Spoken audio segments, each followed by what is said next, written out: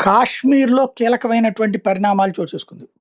పాకిస్తాన్‌లో మసీదు మీదన ఆత్మాహుతి దాడి.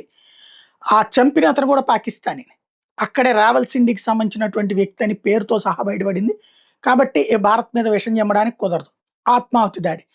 అయితే మళ్ళీ ఈ షియా, సున్నీ గొడవలొచ్చినాయి. ఓ పక్కన షియాలు ఎక్కువగా ఉన్నటువంటి ప్రాంతం ఇదివరకు బంగ్లాదేశ్ విడిపోయింది. ఆ షియాల మీద హింసిస్తుంటేనే విడిపోయింది. ఇప్పుడు నిన్న చనిపోయింది గూడా దాడి చేసింది ముస్లిమే. ఏది ఆత్మాహుతి దాడి చేసింది. చనిపోయింది ముస్లింలే. కానీ చనిపోయిన వాళ్ళు షియాలు, చంపింది సున్నీ వర్గం.